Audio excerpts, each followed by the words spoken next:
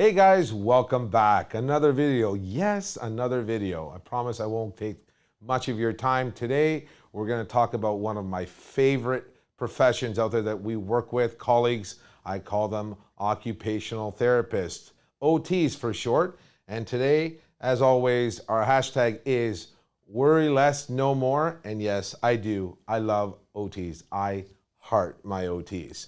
So some people just don't know what an OT is. Not what is an OT. It's not overtime, folks. We're not putting any overtime these days. But an occupational therapist, in every sense of the word, in terms of support for person with a disability or an aging member of society, is someone who can help with their day-to-day activities of daily living. And what are those activities? Everything that we do, everything from bathing to shopping to house cleaning to putting our clothes away. Very simple. How do we engage our environment? So they're the gurus. I call them the gurus of function. So they will be able to help you with everything that you do on a day-to-day basis and how you function and interact with your environments with these activities of daily living. Short form for that is ADL, hence the name of our company. We kind of changed it around. We went on based on that, accessible daily living, activities of daily living. They're one and the same. What we're here to do is obviously make sure that you're safe in the home, and one of those components to that is an occupational therapist. So just by doing this, I'm going to explain to you a little bit about what the interaction with an OT should look like. I'm not going to spend time on more of a definition of occupational therapist. That's not what this is for. It's really to make you understand the role. So if someone is requiring some modifications to a bathroom, and that's one of the most common changes of the home, more so because it is probably the most dangerous room in the house. You're incorporating water, electrical. If someone has mobility, sensory, cognitive impairments, we have to make sure that they're safe. The person we would typically go to in terms of support for the modifications that are needed is an occupational therapist. So let's take, for instance, someone with lower extremity weakness or impairment or any type of condition that, obviously disables them from being active in the bathroom safely. Arthritis, for instance, someone could be slower, could have balance issues as a result, a lot of pain, chronic pain as a result. We would then go to the occupational therapist and say, we understand that Mrs. Smith, in this case, is in need of modification. Can you please give us some understanding of what her functional capacity would be? And if the occupational therapist is involved, they would outline, I want grab bars for Mrs. Smith put beside the toilet, put inside the shower area. We want a transition-free shower because I'm afraid of Mrs. Smith falling or hurting herself in the bathroom environment. So they really are a key component to the team. And if I have to play out the team, it would be OT, project manager,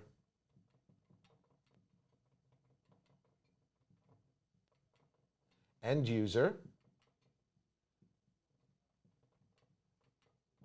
a caregiver if they have a caregiver, and it's very important. Oh, I write terribly coming in from this side. Caregiver. And the OT would be able to understand the need within that bathroom environment. As a consultant and contractor in the field, it is not my responsibility nor my obligation to give an understanding or understand what the end user's needs will be. That's why we go to an occupational therapist. A lot of times I get phone calls from and emails, and we get messages on social media from our clients asking us, we need a bathroom modification, we need access to the home, can you please come out and check it out? Now, I can make recommendations on product that may be good for your environment, but I don't know whether or not it's actually going to meet your needs. And what I mean by that is, even if I have a vertical platform lift, right? So if we come over to this side, if we have a vertical, VPL for short, or a stair glide. Now, this application can be done both outside and inside. In some cases, obviously. The stair glide has a limited use. I would need the occupational therapist support in determining whether or not this application is appropriate. I'll give you an example. I may have a client with a debilitating disease, neurological, and it's progressive. And when it becomes progressive, I don't have the knowledge or the wherewithal to make that decision as to whether or not this application or the VPL is more appropriate. The occupational therapist is there for that particular reason. So then I would then rely on the occupational therapist to give me the insight saying, you know, John, this particular client has ALS. It's a progressive condition that at some point or another they will not have trunk support or not be able to transfer in and out of a wheelchair or mobility aid to safely engage this product. Whereby this, the VPL, in a form or an elevator, would be more appropriate because it would tend to provide more support over a long period of time for the client. So the occupational therapist is your insight into need. Don't forget that. Let's put that down. Insight into need. And boy, oh boy, are they very insightful. From our perspective, when we're looking at a large-scale project, and I'll give you an example. We have a client that just decided to build a new home. Fantastic. Gives us a clean footprint to build on. What they decided, they had obviously a family friend who had a condition, a family member who had a condition and required an elevator to put in the house. We actually talked to the homeowner and asked us to get involved from the design stage. They had a designer, fantastic, understood that there was a need and where to put it in the home. Awesome. But they did not understand the complexity of what would be needed for that client. Reason being, again, this client had a progressive condition and required a certain type of wheelchair. Well, this wheelchair is oversized, and the footprint that was given for an elevator would not lend to allow for that wheelchair to go into that space. If they would have approached it with our support and the occupational therapist, they would have given the insight needed in order to make a proper design and also provide a drawing specific to the need of that client. Having something oversized from that perspective would allow for the entrance of the wheelchair and or a caregiver, because that individual would not have the ability to activate or self-propel the manual wheelchair or a motorized or power wheelchair as they're called. So having the support of an occupational therapist as part of your team really does lend to avoiding issues and errors with respect to design issues dealing with function. Function is the key. I know we all want to make sure that we make our areas, our homes beautiful, aesthetically pleasing, but function is first. Again, let's write that down.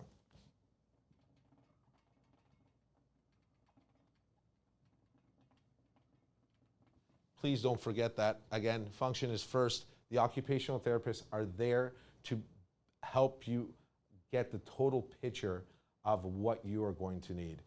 Some of the issues that we've gone through in the past is the fact that we've been allowed to go in, and with the non-involvement of an occupational therapist, put in products that only got the person to a certain level of care within the home.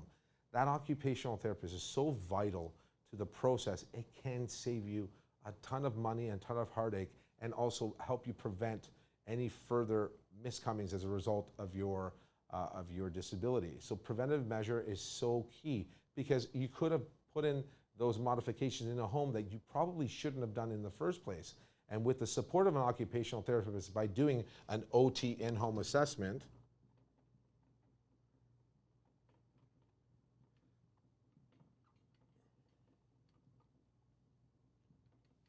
you would be able to get key points out of that assessment in order to support your needs. What they would do is they would obviously Q&A period about your health, previous, your current state, and obviously family dynamics, family history. Very important, because if we're going to be doing modifications to the home, we have to make sure that we take everyone's need into perspective without taking away from the rest of the family. We could have mom with the needs, dad who has a home office, and if we're stealing the home office to give that space to mom, well, what are we doing for dad in terms of giving his space back? So we have to be very conscious of that. So it would be a Q&A period. It would be obviously an assessment, and that's a short form. AX is a short form. Assessment of the environment. And where this becomes important is it a two-story? Is it a single detached dwelling? Is it a condo? Is it an apartment? Where are you living? That will help us develop the plan in order to determine what your needs are. And at this point in time, by providing some understanding of the environment, it helps moi, project manager, contractor, determine whether or not the costs associated with what the needs are, if they are realistic, if they are invasive in cost and construction, and should we look at alternative options. The OT can help with all of this. It's the foundation in terms of moving forward in providing you an outcome that is safe and that is that will meet your needs and that of your families. Also, we also have a key component of this environment as well, and that is a caregiver. The occupational therapist will know whether or not you require support of a personal support worker. Typically, these personal support workers help with activities in place of the affected end user. And if you have a bathroom environment and you need a shower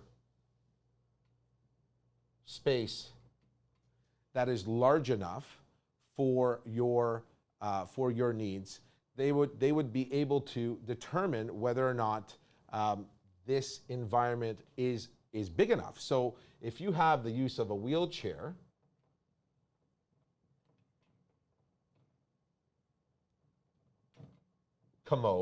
wheelchair commode or time, and you need to access this shower space, they will know that caregiver, there's a short form, CG, they will know that and be able to tell you that this environment will need to be bigger in order to make it safe for both the end user and the caregiver when providing bathing tasks. So it's very important that we obviously interact and have the occupational therapist as part of our team.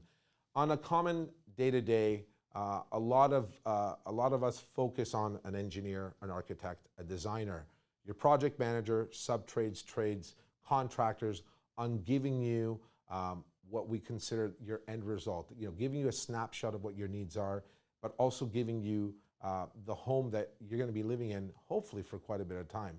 The occupational therapist, on more than one occasion, has been left out of this group, and that is, for our perspective, that is a mistake, an issue that we want to obviously remedy.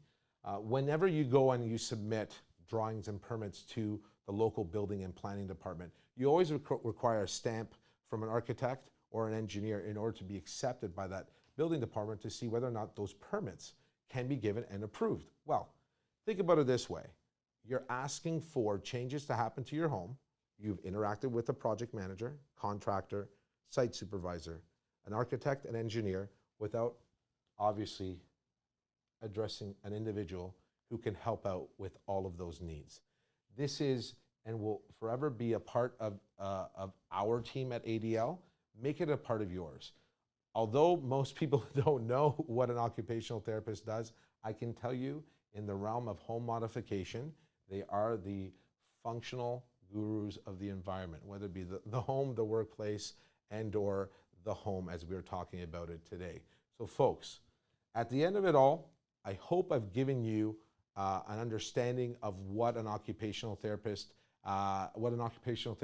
role in a simplified way is for us. For those OTs out there, we love you, we care for you, we absolutely appreciate you guys and what you provide us, the insight, and we hope that you, end user, family member, brother, sister, uncle, dad, aunt, cousin, mother, father, that you obviously pay attention to this and understand that going forward, when you are looking for modifications for your loved one or for yourself, that you also take in consideration the need of an occupational therapist. Thank you from the Social Know-How Studios. We appreciate you tuning in, and watching another one of our videos. Follow us on LinkedIn, Twitter, Facebook, Instagram, and we will be great at answering your questions as best as possible. Thank you very much from all of us at ADL. Have a great day.